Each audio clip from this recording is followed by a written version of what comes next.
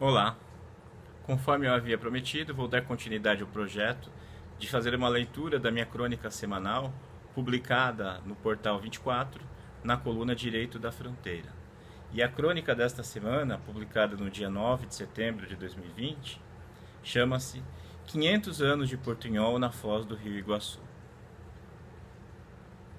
Em 1524, o explorador português Aleixo Garcia organizou uma bandeira composta por guerreiros ava-guaranis e por marinheiros espanhóis e portugueses remanescentes de diferentes naufrágios, com o objetivo de alcançar a montanha de prata que as lendas, relatos indígenas davam conta de existir no interior da América do Sul, à época um continente misterioso e inexplorado. Sobrevivente da antiga expedição espanhola de Juan Díaz de Solís, Garcia viveu por 8 anos no litoral do que é hoje o estado de Santa Catarina, em convívio com os nativos locais, antes de iniciar sua jornada rumo a Potosí, trilhando os ramais da antiga estrada indígena chamada Caminho Piabiru, que desde pelo menos o século XIII conectava o Império Inca ao litoral atlântico, a intercomunicar as tribos indígenas de seu trajeto. Considerando-se que a comunicação interna dessa eclética expedição deveria se dar por meio de uma mistura de recursos linguísticos, lexicais, prosódicos e sintáticos, do português, do espanhol e do tupi-guarani, sua passagem pela macro-região da Foz do Rio Iguaçu pode ser legitimamente considerada o marco inicial do emprego, na atual tríplice fronteira, do que hoje chamamos portunhol.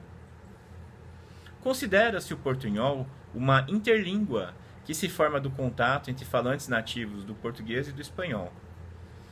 Caracteriza-se pela oscilação, pela transferência e pela interferência das habilidades que o falante tem em uma língua em relação a outra, conformando uma linguagem mestiça, híbrida, nascida na rua, sem estruturar-se segundo um código previamente estabelecido. O portunhol da Tríplice Fronteira tem ainda a particularidade de conter substratos do Guarani.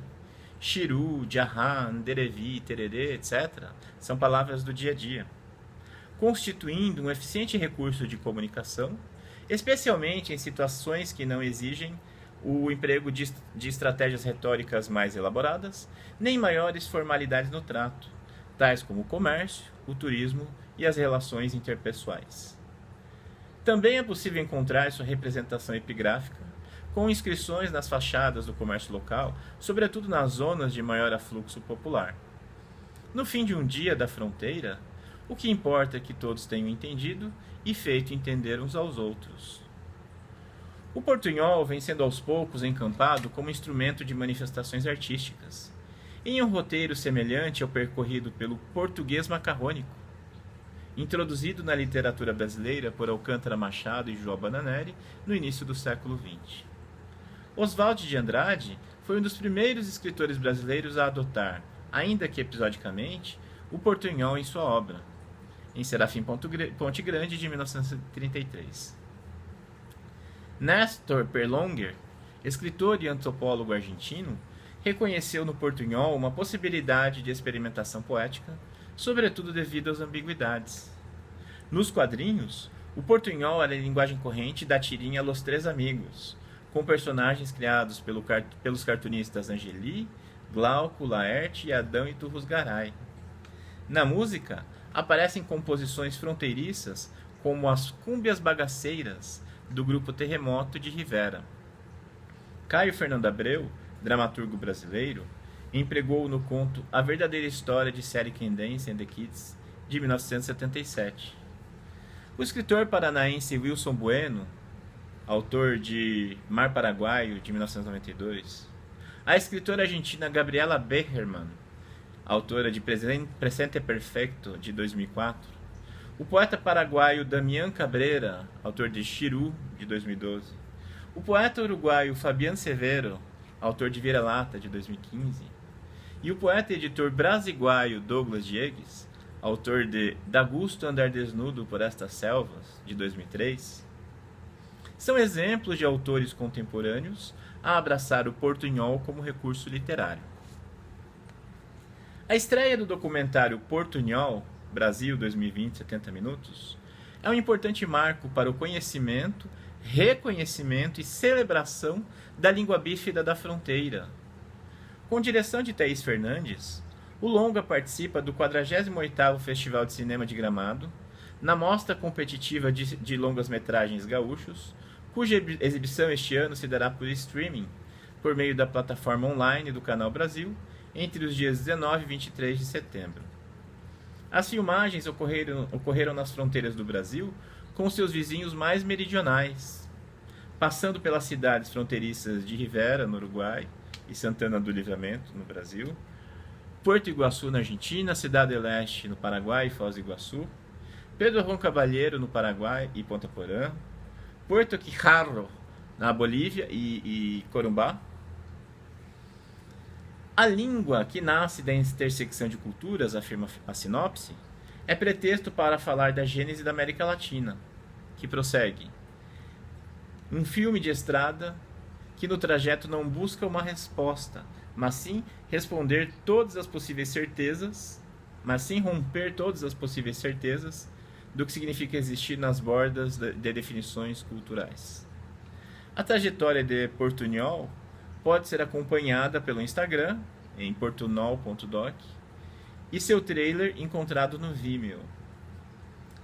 Eu tenho a honra de figurar no documentário com a leitura performada pela professora da UNILA, Diana Araújo Pereira, de um fragmento do meu poema Persona non gratis, integrante de livro homônimo Ora no Prelo.